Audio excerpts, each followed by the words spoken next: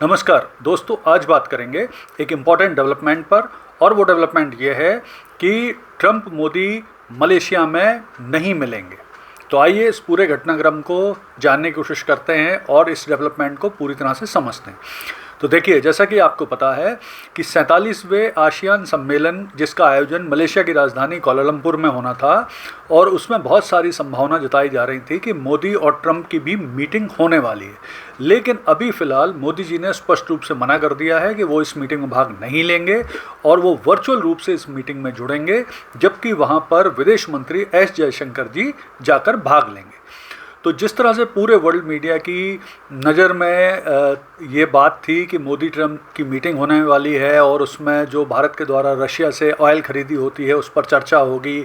जिस तरह के अभी बयान आ रहे थे मोदी ट्रंप के कि भारत रूस से तेल खरीदना कम करेगा, फिर बंद करेगा, और भारत अमेरिका का जो टैरिफ है, अमेरिका भारत के टैरिफ हटाने वाला था, उसे कम करके 15% करने वाला था। तो इस तरह की जो बातचीत चल रही थी उसके संदर्भ में ये मीटिंग बड़ी इंपॉर्टेंट मानी जा रही थी। और ये मीटिंग का आयोजन जो आसियान मीटिंग है वो 26 से 28 अक्टूबर के बीच में कोलालमपुर में होना थी।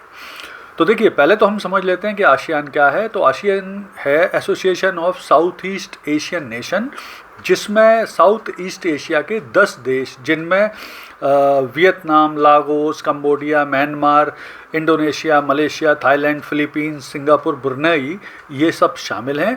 इन देशों का संगठन है और भारत और अमेरिका दोनों ही इसके मेंबर नहीं हैं, लेकिन दोनों को ही आमंत्रित किया गया था इस सम्मेलन में भाग लेने के लिए, और जहां पर ट्रंप मोदी जी की मीटिंग संभावित है। तो आखिर क्यों मना किया मोदी जी ने ट्रंप के साथ मीटिंग में भाग लेने के लिए, जबकि वो वर्चुअल रूप से जुड़ेंगे इसमें?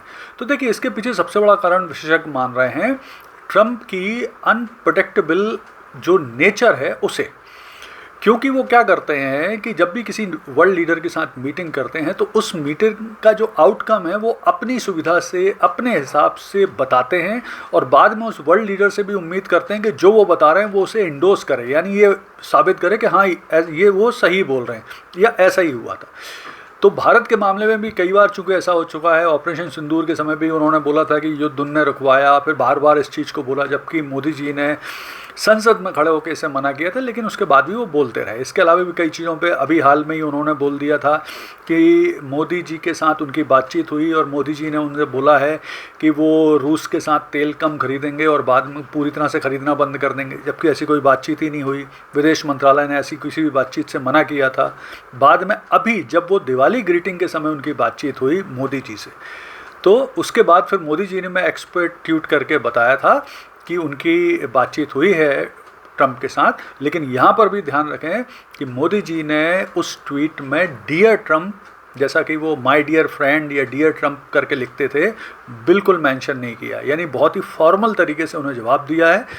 और विशेषज्ञ भी इस कदम को बहुत अच्छा मान रहे हैं। वो मान रहे हैं कि best to avoid Trump until trade deal, यानी जब तक भारत की और अमेरिका की कोई प्रॉपर ट्रेड डील ना हो जाए, जिसमें भारत के जो टैरिफ हैं 50% से घट के 15% पर ना आ जाएं, तब तक अवॉइड करें ट्रंप के साथ पर्सनल मीटिंग, व्यक्तिगत मीटिंग को, क्योंकि बाद में वो कुछ भी बोल सकते हैं। तो ये बड़ी परेशानी का विषय बनता है वर्ल्ड लीडर्स के लिए। और आमतौर पर जो छोटे देश होते हैं या जिन पर ट्रंप का प्रभाव है वो बेचारे मान जाते हैं, लेकिन बाकी जो बड़े इम्पोर्टेंट और जिनकी मान सम्मान होता है वो देश इनकी बात नहीं मानते हैं। जैसे ब्राज़ील है, भारत है, ये ट्रंप के हिसाब से नहीं चलते हैं। तो और क्या प्रमुख कारण है जिसकी वजह से अवॉइड किया गया है? तो सबसे बड़ी चीज़ है कि ट्रंप एक बहुत ही ईगोइस्टिक आदमी है। अगर उनकी कोई बात काटता है, नहीं मानता, तो वो बड़े नाराज़ हो जाते हैं और अमेरिका के संबंधों की जगह वो सिर्फ व्यक्तिगत तरीके से उसे डील करने लगते हैं। दूसरी चीज़ है, जैसे कि मैंने आपको बताया, बहुत अनप्रेडिक्टेबल हैं, कुछ भी करते हैं, कुछ भी बोलते हैं। जो मीटिंग की लाइन होती है, एजेंडा होता है, उससे हट के भी बात करते हैं, उसके कुछ भी अपने हिसाब से बता देते हैं। तो ये बड़ी परेशानी होती है वर्ल्ड लीडरों के सामने। फिर होता है अमेरिका के भले से ज़्यादा उनको अपनी व्यक्तिगत फेमस होना, फ़ोटो सेशन करना, सोच जिससे उनको फ़ायदा होता है उसे वो आगे रखते हैं। तो ये भी बड़ी परेशानी वाला मैटर होता है। जिस तरह से इन दिनों अमेरिका में ट्रंप की अप्रूवल रेटिंग भी 50% से कम हो गई है, सिर्फ 44% है। उनके खिलाफ अमेरिका में नो किंग्स मूवमेंट चल रहा है पूरे अमेरिका में, तो उससे भी बड़े ख़राब सी स्थिति है ट्रंप की। फिर ट्रम्प जिस तरह से करते हैं, वर्ल्ड लीडर्स को साथ में बिठा लेते हैं, उनकी बेइज्जतियाँ भी करते हैं ऑन कैमरा मीडिया के सामने, तो ये भी बड़ा ख़राब मैसेज देती है। जेलेंस्की का उदाहरण आपको याद होगा, दक्षिण अफ्रीका के राष्ट्रपति का उदाहरण आपको याद होगा। तो इस तरह से जो घटनाएं होती हैं वो निश्चित तौर पे सबके लिए तकलीफदायक हैं। और इसी तरह से जैसे अभी हाल में ही ट्रम्प ने जो पुतिन के साथ वोडापेस्ट मीटिंग होना थी उसे भी अचानक से कैंसिल कर दिया, तो बहुत ही अनप्रेडिक्टेबल हैं। तो इसलिए विशेषज्ञों का मानना है कि मोदी जी का, भारत का ये कदम बहुत अच्छा है। जब तक अमेरिका के साथ कोई प्रॉपर ट्रेड डील नहीं हो जाती तब तक पर्सनली मिलना जो मोदी जी ने डिसाइड किया बहुत अच्छा कदम है। यानी ये कदम निश्चित तौर पर भारत के भले के लिए उठाया गया है, जो कि निश्चित तौर पर भारत को आगे लाभ देगा। धन्यवाद।